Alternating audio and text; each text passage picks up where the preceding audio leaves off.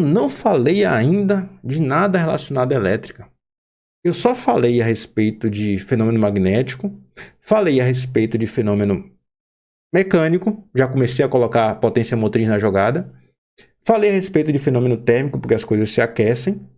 Mas o fenômeno elétrico em si, que vai ser algo que vai criar campos magnéticos, vai sofrer indução devido a campos magnéticos, eu não falei ainda. Vamos começar então. Eu tenho aqui, novamente, o estator separado. Eu separei o estator, mas agora eu separei porque eu vou começar a colocar bobinas nele. Eu vou começar a bobinar.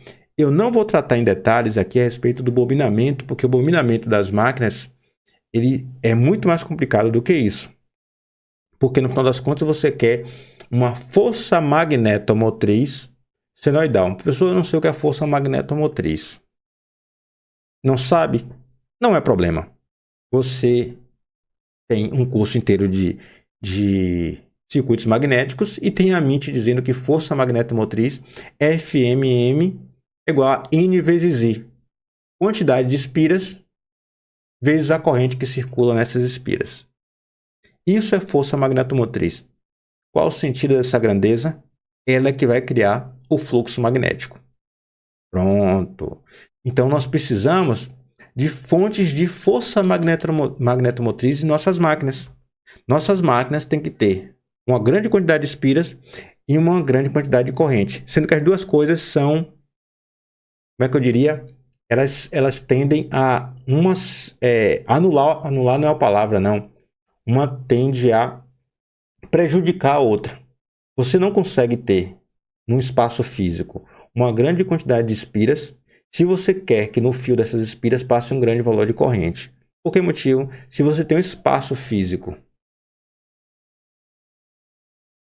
e aqui dentro você quer colocar um monte de fio com grande valor de corrente, se você quer que essa corrente seja elevada, significa dizer o quê? Que o fio tem que ter bitola maior. Se você quer, portanto, que seja uma grande quantidade de espiras, você deve fazer com que a bitola do fio seja menor. Então você entrou numa contradição. Você quer grande quantidade de corrente, mas o fio não pode ser tão grosso assim para suportar essa corrente. Então, há um compromisso entre N e I com o espaço físico disponível na máquina. E esse espaço físico no qual essa bobina fica, a gente chama de ranhura. Note que você tinha anteriormente o estator. Um estator. Tem o estator. Deixa eu mostrar aqui só o estator. E ele estava aqui, ó, todo perfeito, lindo. Que maravilhoso, né? E agora a gente fez um corte. Uma ranhura. Esse corte é feito não somente aqui, né? Ele segue todo o estator aqui dentro. Você faz um corte no estator. Esse corte é uma ranhura. Isso aqui é uma ranhura. Ranhura. E na ranhura você põe o condutor. Aqui essa cor, eu criei essa cor e agora não tenho mais ela. Vou pegar aqui a em vermelho. Essa ranhura é feita em toda a parte interna. Esse fio vai lá atrás, ele volta e sai aqui. Então note que o fio entra aqui nessa ranhura, a ranhura se estende por todo o estator. Ranhura por todo o estator, seria mais ou menos assim, ó. Acho que aqui fica mais claro, ó. Como essa ranhura continuasse aqui dentro. Ela continua aqui dentro. E o fio que você coloca, vem, segue aqui dentro na ranhura. Lá atrás ele volta, ele faz a volta e sai aqui nessa. Então eu acabei de construir uma espira. Uma única espira. Uma única espira significa dizer que eu tenho N igual a 1. Se eu tenho somente uma única espira, eu teria de colocar uma corrente gigantesca. Mas no mundo real não é assim que funciona. Você não vai botar somente uma espira. Nessa mesma ranhura você vai ter várias espiras. Então você vai pegar o fio, ele vai aqui dentro, volta por dentro, desculpa, pela ranhura interna. Daqui ele volta para cá, para a ranhura, segue. Aí você vem e faz isso um monte de vezes, até que você tem N espiras. Aí vem um outro porém. Sério mesmo? Com tanto espaço físico que você tem na superfície interna dessa máquina, você vai fazer uma ranhura só? Não, você não vai fazer uma ranhura só. Vai fazer inúmeras ranhuras. E essa fase A, note que eu já botei A aqui de propósito. A, B e C. Estão aí de propósito. Cada uma delas vai receber um trecho dessa bobina. Então, nós teremos em cada ranhura um monte de espiras. O conjunto de espiras forma uma bobina. E no final das contas, vamos pegar esse conjunto de bobinas e criar um enrolamento de uma fase. Aí que está o porém. A parte de desenhar isso é complicado. Uma aula ao vivo, fazer esse desenho, que complicação. Mesmo desenho pronto não ajuda tanto, porque o desenho pronto você tenta mostrar, ela tem tanta informação simultânea que a pessoa acaba não aprendendo. Além do mais, temos livros para isso também, para a gente complementar com essa parte, vamos dizer assim, mais detalhada. Então a gente só faz uso desse desenho, mas a gente diz um nome. A gente diz que isso aqui não é uma única espira. Isso aqui a gente chama de bobina concentrada. Deixa eu botar de rosa, ó. Esse pontinho. A gente chama de bobina ou enrolamento, também é chamado assim, ó, ou enrolamento concentrado.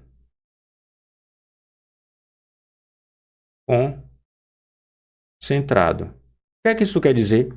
Que o efeito de todas as espiras e bobinas em ranhuras que não estão desenhadas são representadas apenas por essa bobina, por essa espira, na verdade. É como o nome concentrado dá a entender isso aqui, que todo o efeito criado por um conjunto de espiras e bobinas que são associadas para formar o enrolamento da fase A estão concentrados aqui. Então, bote uma coisa em mente. Apesar desse desenho ser de uma máquina didática, isso não quer dizer que nossa análise seja exatamente de uma máquina didática. Porque se a gente faz a distribuição no espaço dessas bobinas aqui, a gente consegue criar uma força magnetomotriz espacialmente senoidal. Isso eu não vou tratar aqui, mas no final das contas, este benefício de ter um monte de ranhuras e um monte de espiras é mostrado aqui através da bobina concentrada da fase A. Beleza, eu tenho a fase A.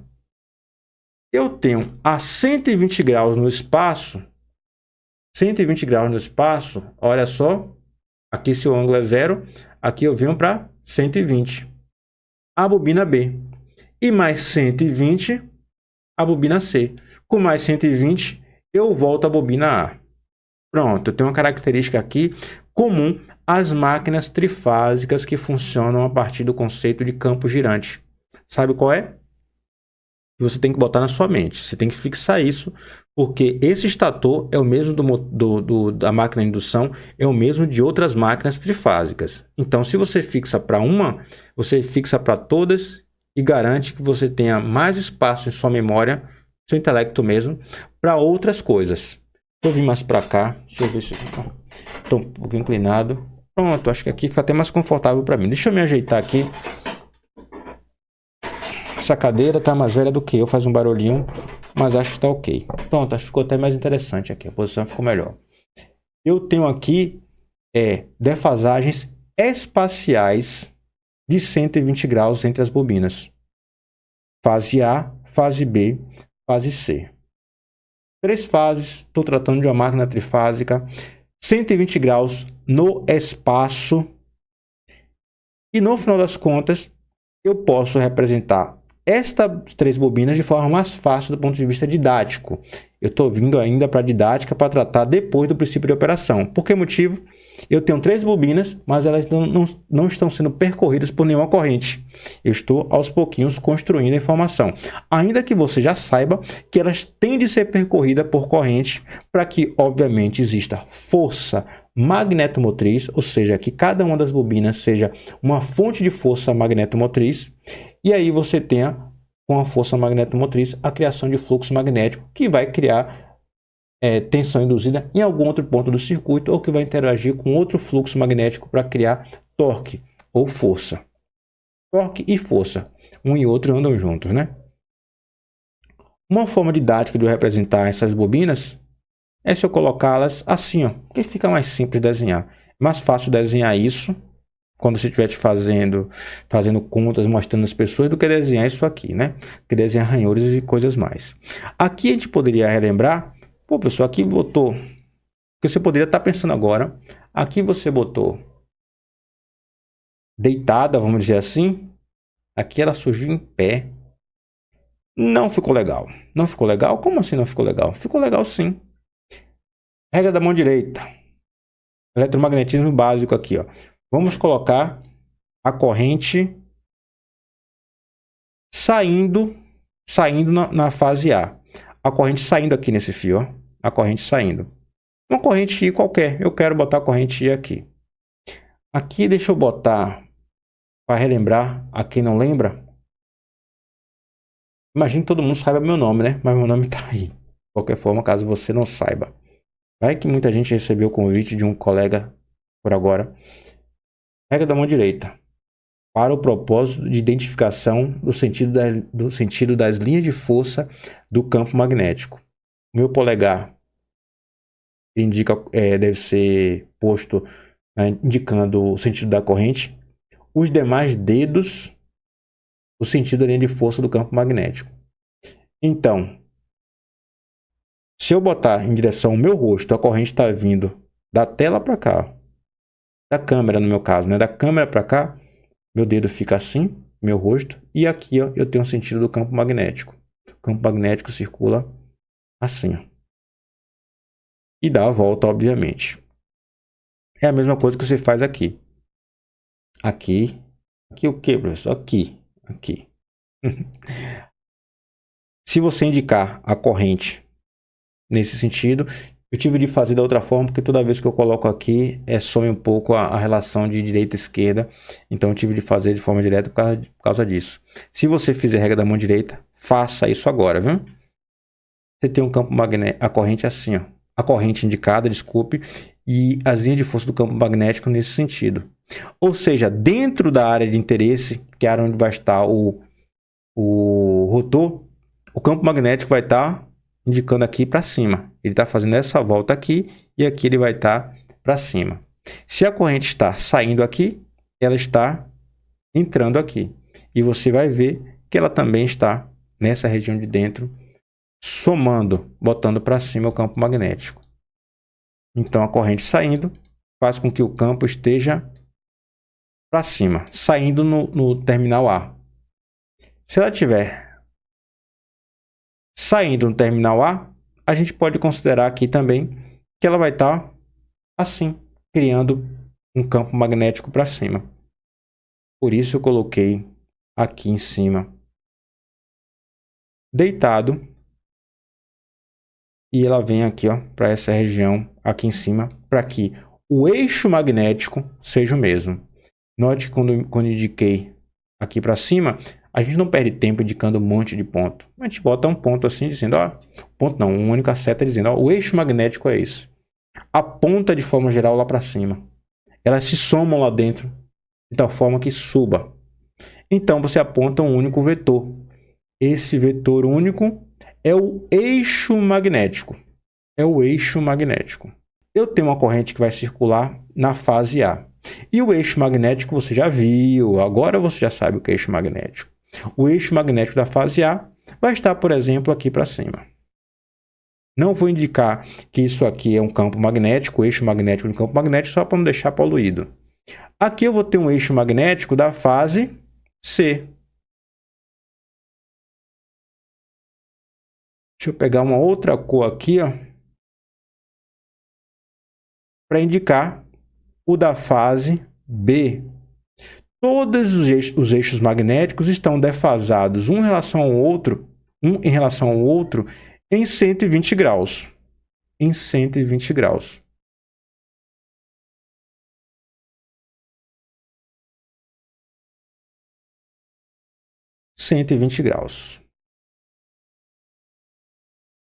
Deixa eu ver como é que eu faço. 120 graus. Não vou indicar os outros 120 só para não deixar o desenho poluído. Mas são 120 graus que temos um em relação ao outro. Vamos supor que eu alimentasse essas 3 fases com corrente contínua. Eu tenho 3 eixos magnéticos defasados no espaço em 120 graus. Se você estudou circuito trifásico minimamente, sabe quando você tem 3 correntes defasadas a 120 graus, no caso fasoriais, aqui é espaço, lá é fasor. Note a diferença, viu? São parecidos, mas não são iguais. 3 correntes defasadas fasorialmente em 120 graus, a soma das correntes dá zero. Corrente de neutro é igual a zero por causa disso, porque as 3 correntes das fases num circuito trifásico equilibrado dá igual a zero. Você tem a mesma coisa aqui, só que aqui estamos falando de espaço. Estamos falando que se eu tenho 3 alimentações de corrente contínua nas 3 bobinas concentradas das fases A, B e C, nós teremos 3 vetores, agora não é fasor, porque isso aqui agora é vetor, porque é no espaço, 3 vetores de campos magnéticos defasados no espaço em 120 graus e a soma deles vai dar zero. Significa dizer que eu gastei em 3 fontes para criar, ou uma fonte só, botando elas em paralelo, né? Para criar campo magnético nenhum, para anular os campos magnéticos. Então essa máquina não tem como funcionar, esse estator não tem como funcionar, com 3 correntes contínuas não tem o menor sentido. Mas se você alimentar as 3 com campos magnéticos, com correntes alternadas, senoidais, significa dizer que esses eixos magnéticos continuam sendo esses, a indicação é apenas do sentido de direção num certo instante de tempo, mas a magnitude é pulsante. Por que eu digo pulsante? Porque a corrente alternada ela é ora positiva, ora negativa. Significa dizer que o campo ora vai estar para cima, ora vai começar a diminuir, e depois se inverte e volta a aumentar a sua magnitude em sentido oposto. E depois vai voltar a diminuir e vai fazer essa pulsação, vai pulsar. Se eu pensar do ponto de vista de uma única bobina concentrada, sendo alimentada por uma corrente alternada senoidal, eu continuo tendo algo desinteressante. Eu tenho um campo pulsante. Um campo pulsante não me ajuda. Por quê? Porque eu gostaria muito de jogar aí dentro desse estator um ímã. E o ímã vai perseguir o campo magnético. Seria ótimo que esse campo magnético girasse. Olha só, se eu fizer um campo magnético girar aí dentro e jogar um ímã, eu consigo fazer essa coisa girar. Pronto. Essa coisa é o ímã vai girar. Pronto, eu resolvo meu problema e finalmente eu entendo por que essa coisa funciona. Por que isso é uma máquina? Porque se eu coloco um ímã num campo magnético girante, o ímã tende a perseguir o campo. Mas eu tenho numa bobina um campo pulsante. O ímã tende a se alinhar ora para cima com o norte, ora para o sul, ora para cima, sobe e desce, mas não rola o fato de girar. Se eu colocar outra corrente senoidal na fase B e na fase C, e se as 3 estiverem em fase, significa dizer o quê? Que todas as vezes que aqui estiver no máximo, aqui estiver no máximo, aqui estiver no máximo, vai dar zero. E todas as vezes que os valores começarem a diminuir ou aumentar, eles terão os mesmos valores o tempo inteiro e vai continuar dando zero.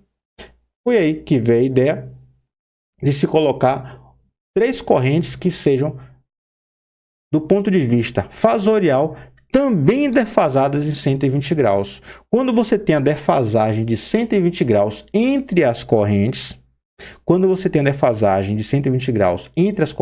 e agora eu estou falando de fasor, ou seja, eu estou falando de uma relação temporal, que obviamente tem um correspondente de 120 graus, tem um correspondente no tempo a depender da frequência.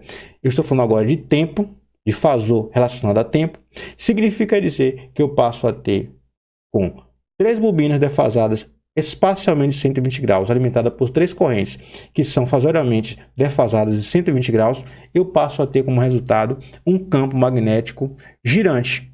A soma vai dar um valor único que vai girar com uma velocidade que a gente vai chamar de velocidade síncrona.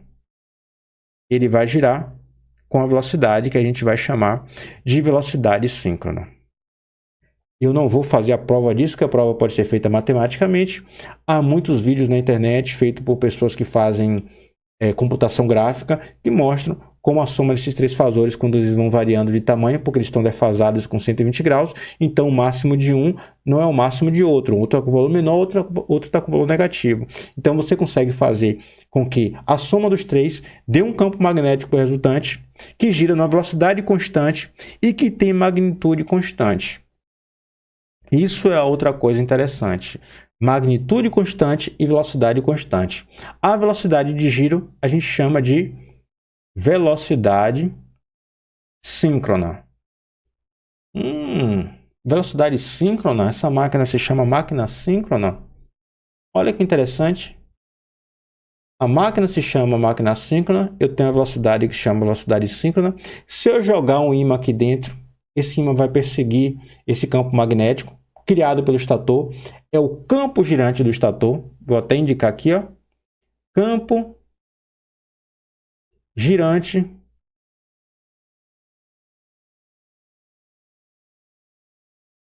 de estator,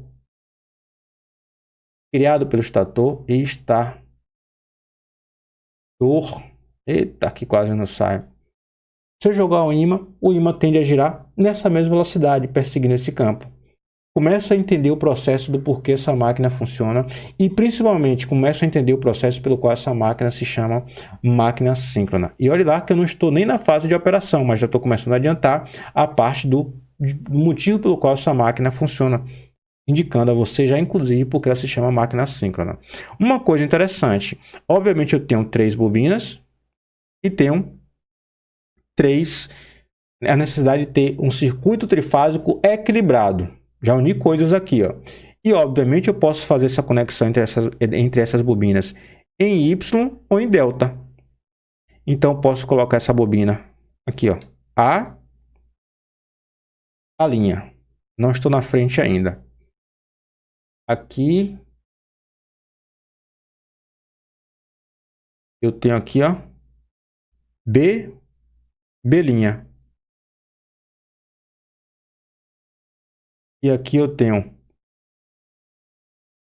C e C linha. Pego um fio externo, porque eu tenho que fazer essa conexão. Então, eu tenho que ter as 3 bobinas. Tenho que fazer a conexão delas. Posso fazer a conexão delas em estrela.